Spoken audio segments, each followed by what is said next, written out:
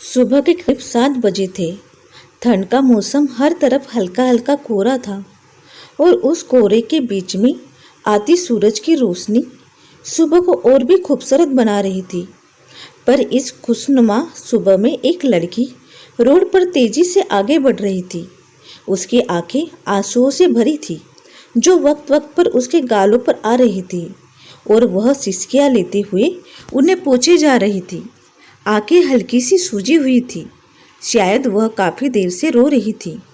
चेहरा पूरा लाल हो रहा था, कुछ रोने की वजह से तो कुछ फ्रस्ट्रेशन की वजह से। फ्रस्ट्रेशन की कुछ भी समझा ना आने की, कुछ भी याद ना आने की कि कैसे कर गई वह इतनी बड़ी गलती, कैसे? यह सवाल बार बार उसके दिमाग में आ रहा था। वह तेज कदमों से बिना इधर उधर देखे बस आगे बढ़ती जा रही थी। सुबह का टाइम था, जिस वजह से कई लोग मॉर्निंग वॉक पर निकलने थे। सब उस लड़की को हैरानी से देख रहे थे। शायद वह भी नहीं समझ पा रहे थे कि आखिर यह कौन है। और वह लड़की, उसे तो जैसे न कुछ सुनाई दे रहा था और न ही कुछ दिखाई। उसके दिल और दिमाग दोनों में ही जंग छिड़ी हुई थी। क्या होगा आगे? तभी उसके फ़ोन की घंटी बजी। फ़ोन स्क्रीन पर फ्लैश होते ही उस नाम को देखकर उसे आंसुओं ने रफ्तार और बढ़ा दी। फ़ोन की रिंग एक बार बंद होकर दोबारा बजने लगी। इस बार उसने अपने आंसुओं को पोंछा और फ़ोन रिसीव किया। हेलो, कहाँ थी तू निधि? कब से फ़ोन लगा रही हूँ, अब जाकर लगा है। फ़ोन क्यों बंद करके रखा था और कल अचानक से कहाँ गायब हो गई थी? नायरा की आवाज़ सुनकर निधि बिना आवाज़ किए रोने लगी। नायरा निधि की बड़ी बहन थी, जो उसके कल अचानक से चले जाने और रात भर घर ना आने की वजह से काफ़ी परेशान थी। निधि यह बात जानती थी और वह उन्हें भी अभी कुछ भी बताकर और परेशान नहीं करना चाहती थी। इसलिए उसने अपने आप को संभाला और आंसुओं को पोंछा। निधि का कोई जवाब ना पाकर दोबारा पूछा, निधि तू ठीक है ना? निधि अब तक समझ चुकी थी। हाँ, मैं ठीक हूँ दीदी। पक्का? हाँ पक्का। अच्छा, पर तू कल अचानक से कहाँ चली गई? मुझे पता है सब कितना परेशान हो रहे थे। ऐसे अचानक तेरे बिना बताए जाना अच्छा लगता है क्या? सॉरी दीदी, वह मेरे एक फ्रेंड का एक्सीडेंट हो गया, इस वजह से मुझे अर्जेंट जाना पड़ा। सॉरी, आपको इन्फॉर्म भी नहीं कर पाई।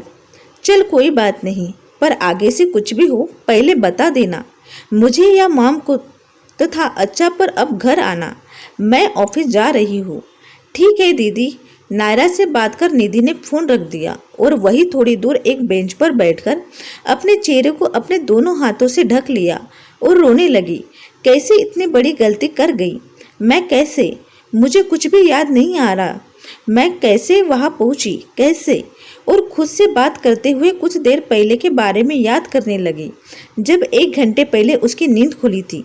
जैसे ही निधि की सुबह नींद खुली तो उसने अपने आप को बेड पर पाया। आलस में निधि ने अंगड़ाई लेने के लिए अपने हाथ फैलाए तो उसका एक हाथ किसी के बॉडी पर पड़ा। उसने अपने चेहरे को उस तरफ घुमाया और देखा कि उसके बगल में कोई लड़का था, जो पीठ के बगल में गहरी नींद सोया हुआ था। उसका चेहरा निधि की तरफ था, बाल माथे पर बिखरे हुए थे, गोरा चेहरा, परफेक्ट शेप की नाक और हल्के बड़े, और एक शब्द में कहा जाए तो किसी प्रिंस से कम नहीं लग रहा था। वह सोते हुए भी उसकी मासूमियत का अंदाजा लगाया जा सकता था। इतना हैंडसम इंसान तो सिर्फ फेयर टेल्स में ही होते हैं। यह सोच निधि के चेहरे पर हल्की मुस्कुराहट आ गई और इसे के एक मीठा सा सपना समझ उसने दोबारा अपनी आंखें बंद कर ली। कुछ ही देर हुई थी कि उसे अपने गले के पास चुभन सी फील हुई। उसने हल्की आंखें खोलकर देखा तो उसका ईयरिंग था, जो उसे चुभ गया था। उसने ईयरिंग को हटाया और जैसे ही दोबारा दूसरी तरफ देखा तो वह लड़का फिर दिखाई दिया।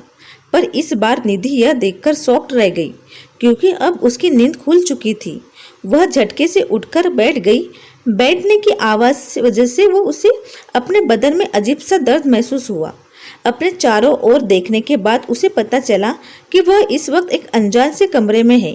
ठंड का मौसम होने के बावजूद भी उसके चेहरे पर पसीना आ गया।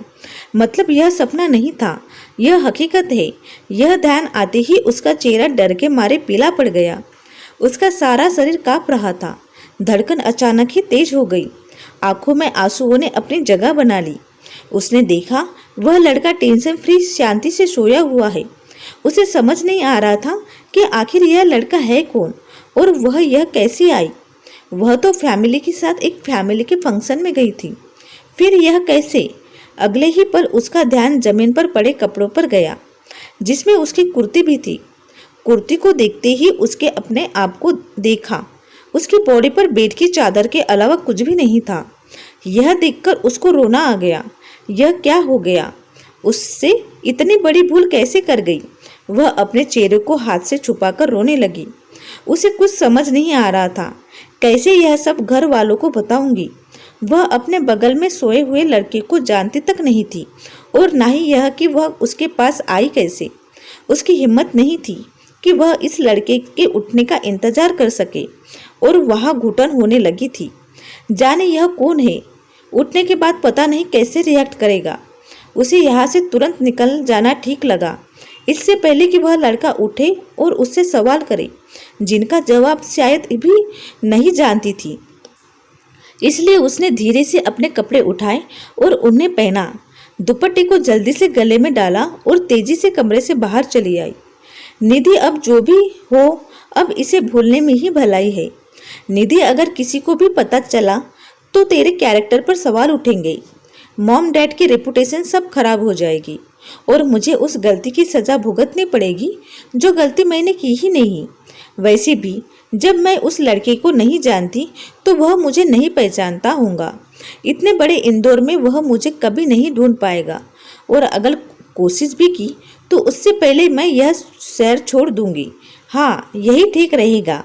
मैं यह शहर छोड़कर चली जाऊंगी। कुछ साल में सब अपने आप नॉर्मल हो जाएगा। उसने अपने आंसू पोंछे और उठ कर खड़ी हो गई। उसने फैसला कर लिया था कि अब वह कल रात को भूल जाएगी। वह लड़का वैसे भी उसका कोई नहीं लगता जो उसे खो जाए। इतना सोचकर वह अपने घर के लिए पैदल ही निकल गई, इस बात से बेखबर कि आगे उसकी जिंदगी क्या मोड़ लेने वाली है। तो फ्रेंड्स, आगे की स्टोरी बाद में देखेंगे अगले वीडियो में।